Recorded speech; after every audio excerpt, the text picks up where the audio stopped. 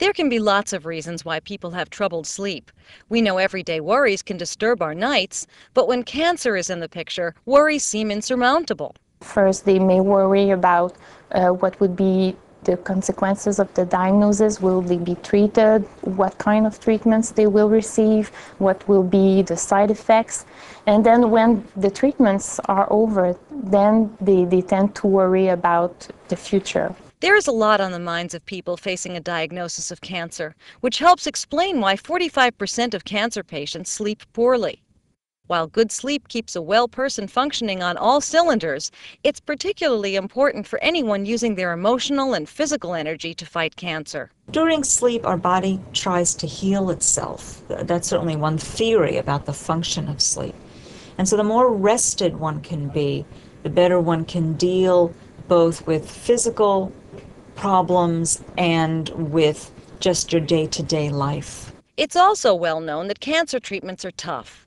There are often side effects from cancer treatments, and they too can contribute to sleep loss. Radiation therapy can lead to fatigue, and people who are fatigued tend to spend too much time in their bed, so they tend to develop bad sleep habits that may precipitate insomnia problems. Hormone therapy can bring hot flashes during the night, which may interfere with sleep. Chemotherapy can also bring hot flashes, but it can also, as we know, bring nausea. People use antiemetic medications for that. That can also precipitate sleep difficulties.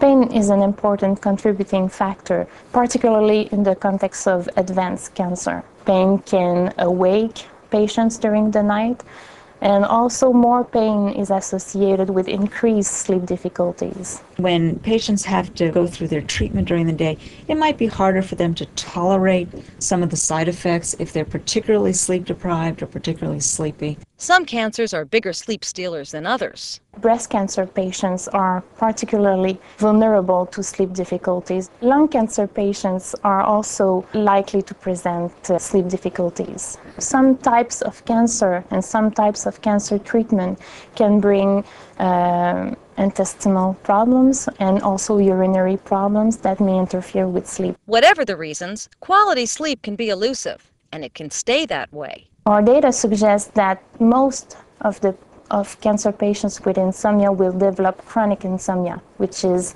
having sleep difficulties for more than 6 months. So it is very important to offer them an appropriate intervention. Cancer patients tire easily.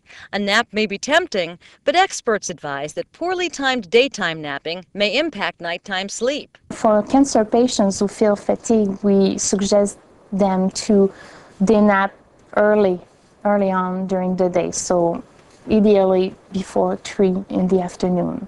There are good bedtime habits that sleep experts encourage for all poor sleepers, and that includes cancer patients. Go to bed only when you feel sleepy. Get out of bed after 15 or 20 minutes if you're awake. Another goal of the behavioral strategies is to reassociate the bed with sleeping. They are instructed not to do other things in their bed than sleeping and also having sexual activities. Exercise might be the last thing on a cancer patient's mind, yet it could actually promote a more restful night. Whether it's just taking a walk around the block or even just trying to get up out of their chair and walk around the house a little bit, that would help them sleep better at night. But sometimes, no matter how hard you try, you just can't sleep, or sleep fitfully, waking up tired. If the problem persists, it's time to let your doctor know. Luckily, there are different sleep aids he can prescribe to help out.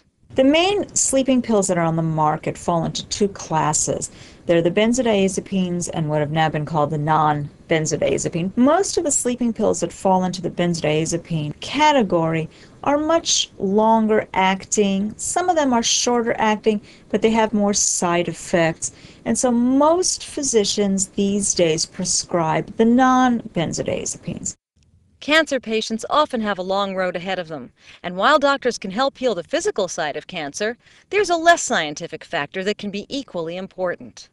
Emotional support in general is very important for a patient with cancer. If they don't have a partner living with them that can give them that support, they don't have friends that can give them that support, then there are lots of groups that they could find out about. But the more emotional and psychological support they have, the better they will be able to deal with their cancer.